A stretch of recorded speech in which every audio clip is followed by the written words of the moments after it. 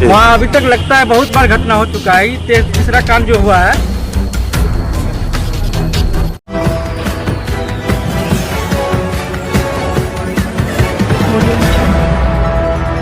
नमस्कार, बिहार मिथिला न्यूज में आपका स्वागत है। मैं मनोज।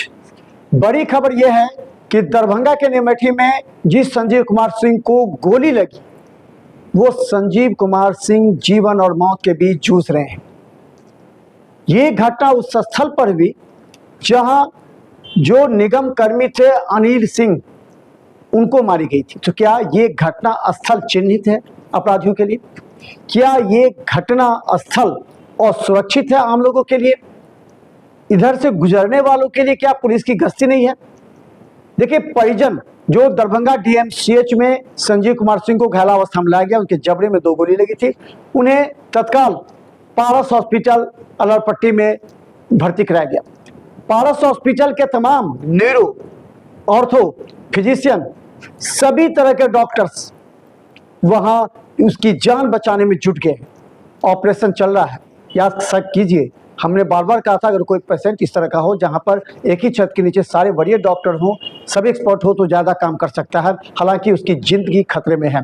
डॉक्टर्स बताते हैं कि उसकी जान बचाने के लिए सभी न्यूरो, ऑर्थो, मेडिसिन के डॉक्टर लगे हुए हैं और लगातार उसकी सर्जरी चल रही है। जबड़े की सर्जरी है, गंभीर है, जान बचाने की गत्थम गुत्थी है। लेकिन लोग कह रहे हैं कि पुलिस की गश्ती नहीं होने से, पुलिस के विलंब पहुंचने से लोगों का सवाल बहेरी थाना पर उठ रहा है। बहेरी के थाना अध्यक्ष पर लगातार कई बार आरोप भी लगे। अगर किसी थाना क्षेत्र में इस तरह की घटना घटती है तो गश्ती दल पर सवाल खड़े होते हैं।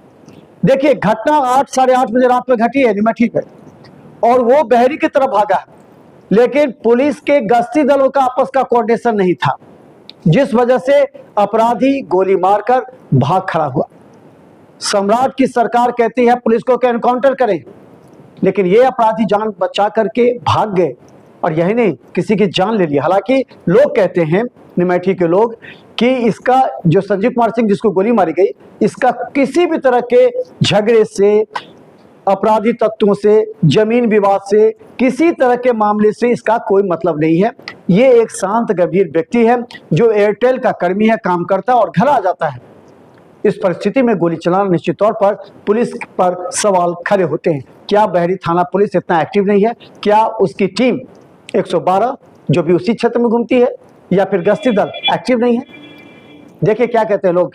वहाँ अभी तक लगता है बहुत बार घटना हो चुका है। ये तीसरा कांड जो हुआ है, इसमें अनिल सिंह भी मरे हैं, वहीं पे मरे हैं। और निमेठी से 1 किलोमीटर आगे आरा मशीन है, जहाँ की न लाइट है न कुछ भी व्यवस्था नहीं है। वहीं पे घटना बार बार होती है।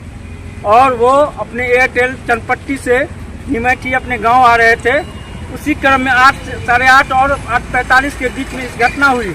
पता नहीं चला है। और पुलिस प्रशासन सभी लोग आए हुए थे, यहाँ भी आए हुए थे।